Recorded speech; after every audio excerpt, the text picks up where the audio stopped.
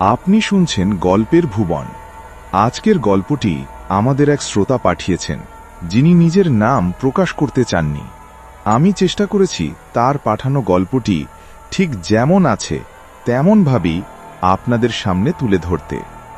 আপনার জীবনেও যদি এমন কোনো গল্প থাকে যা সত্য, কল্পনা কিংবা রহস্যে ঘেরা, তাহলে লিখে পাঠান এই ঠিকানায় sbshomalllik121@gmail.com।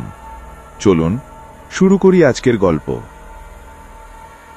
আমি জীবনে অনেক কিছু দেখেছি, কিন্তু এই ঘটনাটা আমার মনে এমনভাবে গেঁথে আছে, আজও মাঝরাতে ঘুম ভেঙে যায়।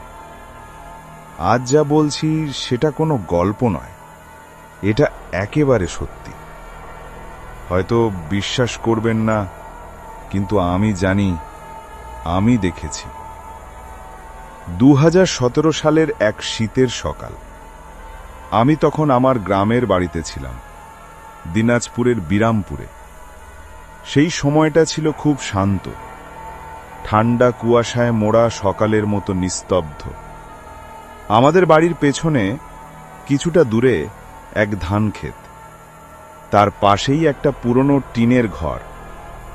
ঘরটা তখন অনেক বছর ধরে ফাঁকা পড়ে আছে। লোকজন বলে সেই ঘরের রাতের বেলায় কিছু শোনা যায়, কেউ যেন হেঁটে চলে, দরজা যেন খুলে বন্ধ হয়। আমি এসব কুসংস্কারে তেমন বিশ্বাস করতাম না, কিন্তু সেই সকালে আমি নিজেই এক এমন দৃশ্য দেখলাম যেটা আমাকে আজীবনের জন্য বদলে দিল। সকাল 7টা হবে, আমি হাঁটতে বেরিয়েছিলাম। তখনও কুয়াশা পুরোপুরি কাটেনি, চারপাশে ভিজে মাটির গন্ধ, ঠান্ডা বাতাস, আর তার মধ্যেই একটা তীব্র পচা গন্ধ আমাকে থামিয়ে দেয়। আমি প্রথমে ভাবলাম হয়তো কোনো মৃত পশু পড়ে আছে, কিন্তু যত এগোতে থাকলাম গন্ধটা ততই অসহনীয় হয়ে উঠল। টিনের ঘরের পাশের ঝোপের দিকে তাকাতেই আমি দেখি একটা শরীর পড়ে আছে।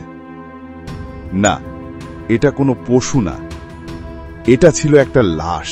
একজন মানুষের মৃতদেহ, অর্ধ উলঙ্গ, চোখ মুখ পচে গেছে, গলা প্রায় ছিন্ন, পেটের দিকটা ফেটে আছে, ভিতর থেকে নাড়ি ভুঁড়ি বেরিয়ে পড়েছে, আর শরীরের গায়ে ছিল আঁচড়, যেন কেউ পাথর দিয়ে মেরেছে অথবা কোনো অজানা কিছু কামড়ে দিয়েছে। আমি পেছনে তাকালাম, কেউ নেই। আমি ভয় পাইনি, আমি স্তব্ধ হয়ে গিয়েছিলাম। আমি দৌড়ে গিয়ে গ্রামবাসীদের ডাকলাম। লোকজন এসে ভিড় করে, সবাই চুপচাপ। তখন একজন বলে উঠল, এটা তো রুহুল ভাই, ও তো 1 মাস আগে ঢাকা থেকে হারিয়ে গিয়েছিল। তখনই আরেকজন বলল, না না, রুহুল ভাই তো মারা হয়েছে, ওর তো জানাজা হয়েছিল, কবরও দেওয়া হয়েছিল। আমি নিজের কানকে বিশ্বাস করতে পারছিলাম না। যার জানাজা হয়েছে, দাফন হয়েছে, সে কি করে আবার 1 মাস পর এই অবস্থায় পাওয়া যায়? পুলিশ আসে, লাশটা নিয়ে যায় ময়নাতদন্তে। ডাক্তারি রিপোর্টে যা লেখা আসে তা আরো বেশি ভয়ঙ্কর।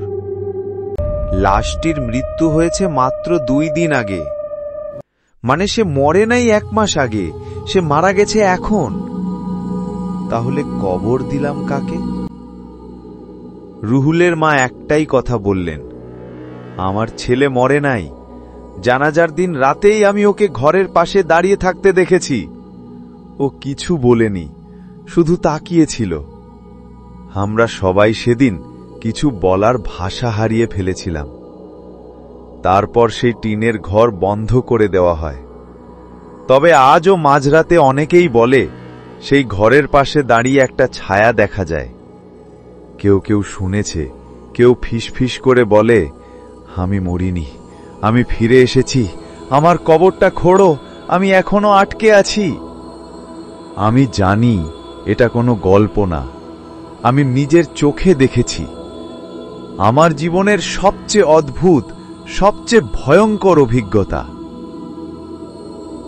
শেষ কথা, যদি আপনি এই সত্য কাহিনী বিশ্বাস করে থাকেন, তাহলে একবার গভীরভাবে ভাবুন, সব মৃত্যু কি সত্যি মৃত্যু হয়? আর সব দাফন কি শেষ হয় কবরেই?